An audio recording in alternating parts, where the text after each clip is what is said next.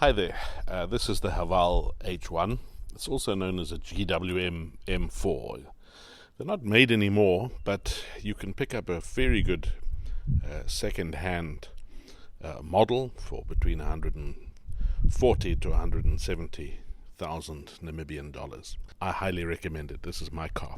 And I'm going to walk around it and just show you some of the features that I think are important.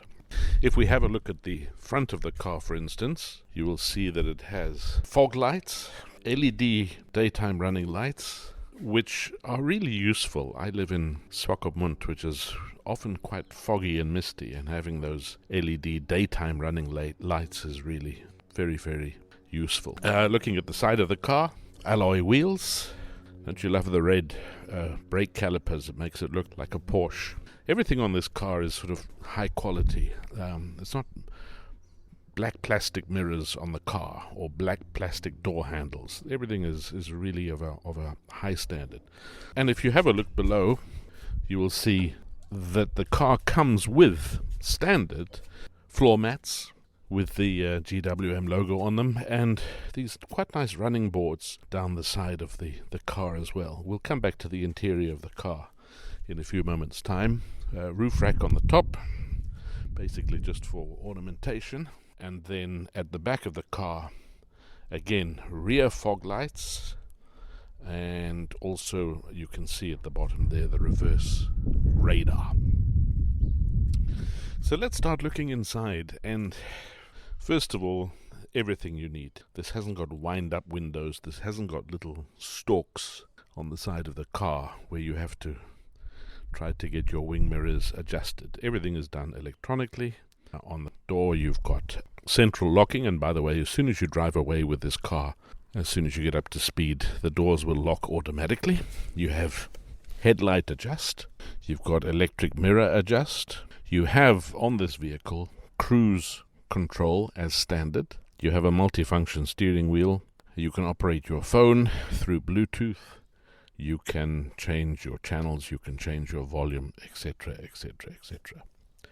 Coming to the radio, Bluetooth, it works very efficiently. It's got a nice feature, scanning feature. As soon as you get to a new town, it will scan all of the radio stations. Also, fog light controls and variable speed windscreen wipers.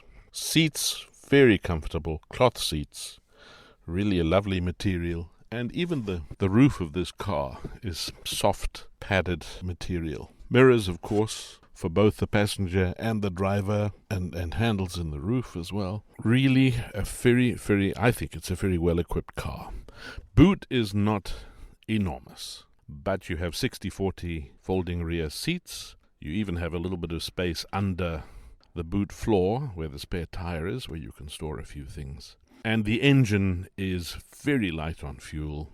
I get about 550 kilometers on 750 Namibian dollars. That's a full tank. But the engine, not as powerful as it could be. If you're on a long journey, however, it does 120, even 130 with no problems whatsoever. I've had this car. This car is now 80,000 kilometers. I bought it when it was 30,000 Ks.